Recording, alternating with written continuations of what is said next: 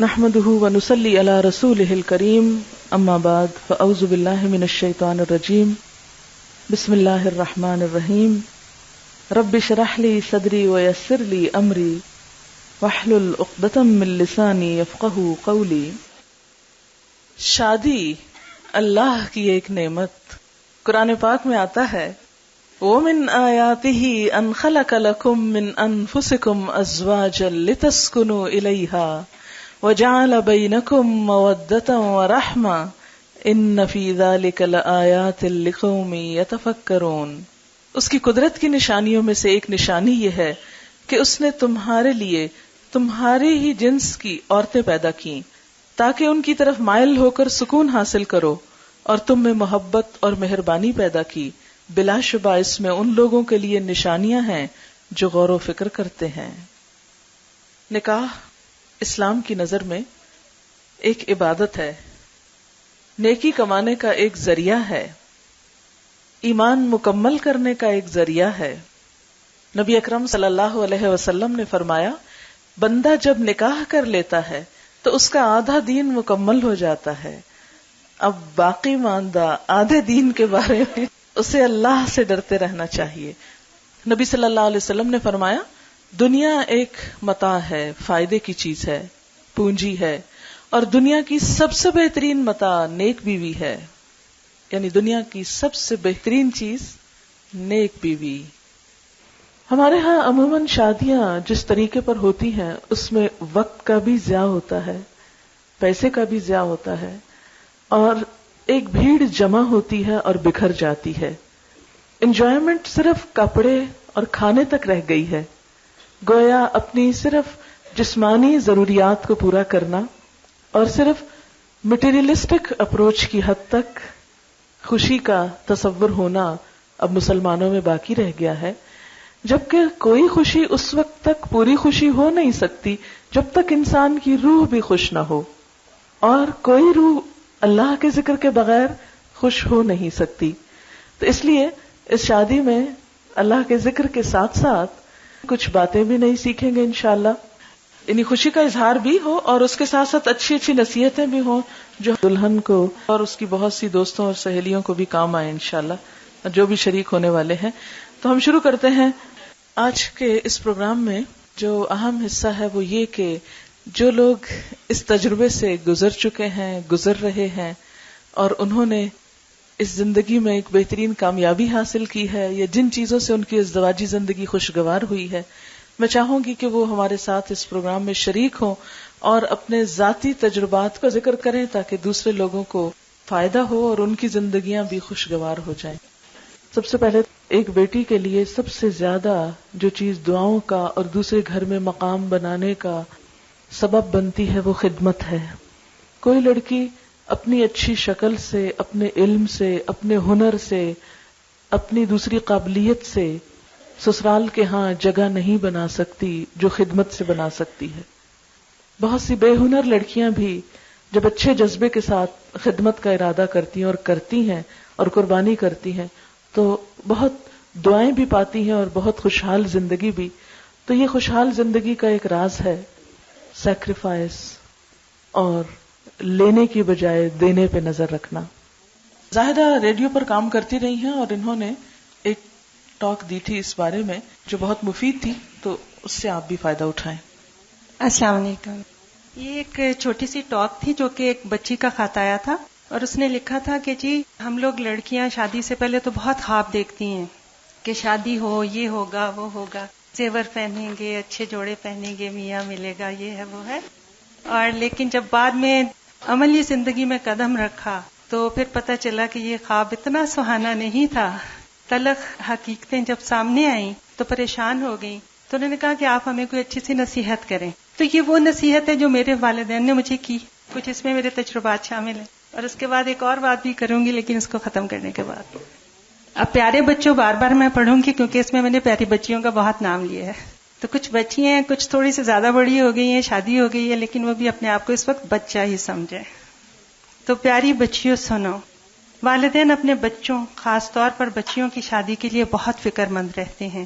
اس دن کا انتظار کرتے ہیں جب دنیا جہان کی خوشیاں سمیٹ کر اپنی بچی کی جھولی میں ڈال دیں اور بہترین آرزوؤں اور تمناؤں کے ساتھ ایک تابناک اور روشن مستقبل کی طرف خوشی اور جدائی کے ملے جلے جذبات کے ساتھ آنسوؤں کی پرنور بارش میں نئے اور اصل گھر کی طرف روانہ کر دیں، اس گھر کی طرف جسے آپ اپنا گھر کہیں گی، اور جس گھر سے جائیں گی وہ اب آپ کے لیے ماں باپ کا گھر کہلائے گا۔ آپ اس نئے گھر کی عزت کہلائیں گی، آئندہ آپ کی پہچان اس نئے گھر سے ہوگی۔ جس گھر میں آپ قدم رکھیں گی وہ نیا ہوتے ہوئے بھی نیا نہیں ہے، اس میں کوئی بھی فرد اور کوئی بھی رشتہ نیا نہیں ہے، یہ بالکل اسی گھر کی طرح ہے۔ پچھلے 20-22 سال ہنسی خوشی جس میں آپ نے گزارے، وہاں آپ کے ماں باپ تھے جو آپ کو بہت عزیز رکھتے تھے اور آپ بھی ان سے بہت پیار کرتی تھیں۔ اس نئے گھر میں بھی ویسے ہی امی ابو ہیں جو آپ کو اسی طرح بلکہ اس سے بھی بڑھ کر پیار کریں گے، شرط یہ ہے کہ آپ بھی ان کو وہی پیار دیں۔ پچھلے گھر میں آپ کے بھائی بہن تھے جو آپ پر جان نچھاور کرتے تھے اور آپ بھی ہردم ان کے آرام و سہولت کا خیال رکھتی تھیں۔ اس نئے اجلے گھر میں بھی آپ کو ایسے ہی بھائی بہن ملیں گے جو آپ کے پیار و محبت کے جواب میں زیادہ پیار و محبت دیں گے۔ پچھلے گھر میں تمام عزیز رشتہ دار آپ کی خواہشوں کا احترام کرتے تھے کیونکہ آپ اپنی شعوری کوشش کرتی تھیں کہ آپ ان کو کسی قسم کی شکایت کا موقع نہ دیں۔ اب اس گھر میں بھی اسی طرح کے عزیز رشتہ دار آپ کی راہ دیکھ رہے ہیں اور آپ کو اجلے سہانے ماحول میں ہنسی خوشی خوش آمدید کہنا چاہتے ہیں۔ تو پیاری بچیوں، اس مختصر سے مقابلے سے آپ کو احساس ہو گیا ہوگا کہ نیا گھر نیا ہوتے ہوئے بھی نیا نہیں ہے، اس میں کوئی رشتہ نیا نہیں، لیکن اس گھر میں صرف ایک رشتہ نیا ہے، ایک نہایت اہم شخص جو آپ کی زندگی میں پہلے نہیں تھا۔ اس کی موجودگی اس سارے ماحول کو نیا پن دے رہی ہے، اس سارے گھر کو زیادہ پیارا بنا رہی ہے اور آپ کی اس زندگی کو نیا روپ عطا کر رہی ہے، اور وہ شخص ہے آپ کا شوہر، آپ کا مجازی خدا، جس کے متعلق ہمارے پیارے رسول صلی اللہ علیہ وسلم نے ارشاد فرمایا، اگر کسی انسان کو سجدہ کرنے کی اجازت ہوتی تو میں عورت کو حکم دیتا کہ وہ اپنے خاوند کو سجدہ کرے۔ یہ نیا شخص، نئی ہستی، آپ کی تمام خوشیوں اور مسرتوں کا حامل آپ کا شوہر نامدار ہے، جو صرف اور صرف آپ کا شوہر ہے۔ اس رشتہ میں آپ دونوں میں کوئی تیسرا شریک نہیں۔ یہ بندھن کوئی سیمنٹ یا پلاسٹر اور لوہے کی زنجیروں سے نہیں بندھا ہے، بلکہ یہ خالصتاً اللہ تعالیٰ کے حکم اور سنت رسول اکرم صلی اللہ علیہ وسلم کے فرمان سے قائم ہوا ہے۔ اب یہاں ٹھہر کر آپ نے غور و فکر کرنا ہے کہ دوسرے رشتوں کی موجودگی میں اس نئے رشتے کے قائم ہونے سے آپ کے اور آپ کے خاوند کے دوسرے رشتوں میں کوئی فرق تو نہیں آیا۔ تو پیاری بچیوں سنو، تمہارا خاوند صرف تمہارا نہیں، تمہاری طرح کسی ماں کا لخت جگر ہے، کسی باپ کی آنکھ کا نور ہے، کسی بہن کے دل کا سرور ہے، کسی بھائی کا بازو ہے، اور بہت سے رشتہ داروں کے ساتھ مختلف رشتوں میں بندھا ہوا ہے۔ اب آپ کے ساتھ رشتہ بندھنے کے بعد اس کے پرانے رشتے خدا نہ خواستہ ٹوٹ نہیں گئے ہیں، وہ تمام رشتے قائم ہیں۔ ان رشتوں کے حقوق اور فرائض اپنی جگہ موجود ہیں، بلکہ آپ کے ساتھ شادی کے بعد ان رشتوں میں نیا پن آ جائے گا اور ان میں ایک نیا رخ پیدا ہوگا۔ اس گھر کی خوشیاں بڑھیں گی، اس گلستان میں زیادہ پھول کھلیں گے، اور اس گھر اور خاندان کی رونق کو دوبالا کرنے کے لیے آپ کا کردار ایک کلیدی رول ادا کرے گا۔ آپ کا ہر عمل اسے نیا انداز، نیا رخ دے گا۔ یہ نہ صرف آپ کے اخلاق اور کردار کا امتحان ہے، بلکہ آپ کے ماں باپ کی 20-22 سال کی تربیت کا امتحان ہے۔ یہ بات غور طلب ہے۔ ان کی عزت اب آپ کے ہاتھ میں ہے، آپ نے اس امتحان میں سرخرو ہونا ہے۔ بالکل ٹھیک اسی طرح آج سے کئی برس پہلے ایک خاتون انہی راہوں سے کامیاب و کامران گزر چکی ہے، اور وہ ہے اس گھر کی اصل بنیاد، یعنی آپ کی محترم ساس، جو کہ آپ کو ماں کی طرح ٹھنڈی چھاؤں مہیا کرے گی، اور انہوں نے ہی آ کر اس گھر کو آپ کی آمد کے لیے تیار کیا ہے۔ آپ نے ان کو صحیح بیٹی بن کر دکھانا ہے۔ ماں باپ کو بیٹا اسی طرح پیارا ہے جیسے اس کی شادی سے پہلے تھا۔ آپ کے شوہر کے بہن بھائی بھی اسے اسی طرح پیار و محبت کرنے والا بھائی دیکھنا چاہتے ہیں۔ تمام رشتہ دار اس کو پہلے جیسا بھانجا، پہلے جیسا بھتیجا، پہلے جیسا ماموں، پہلے جیسا چچا دیکھنا چاہتے ہیں۔ یہ تمام رشتے ایک گھر کو، ایک خاندان کو یکجا رکھتے ہیں اور گھر کی خوشیوں اور رونق کو دوبالا کرتے ہیں۔ اب آپ کے اخلاق اور کردار کا امتحان ہے کہ ان رشتوں کو مضبوطی سے آپ جوڑے رکھیں۔ یہ نیا گھر یہ سب نئے رشتے ایک نئے پسندیدہ لباس کی طرح ہیں. جس طرح نئے لباس کی حفاظت کی جاتی ہے، خیال رکھا جاتا ہے کہ اس پر داغ دھبا نہ پڑ جائے، اسی طرح آپ کو ان نئے رشتوں کا خیال رکھنا ہوگا کہ ان میں کسی طرح کی بدمزگی اور گھٹن پیدا نہ ہو سکے، یہ پہلے دن ہی کی طرح خوبصورت اور تابناک ہوں. تو پیاری بچیوں، آپ ان سب رشتوں کی قدر کرو، یہ آپ کی قدر کریں گے. صرف ایک رشتے کی وجہ سے آپ اپنے آپ کو اور اپنے خاوند کو دوسرے تمام رشتہ داروں سے الگ نہ سمجھو.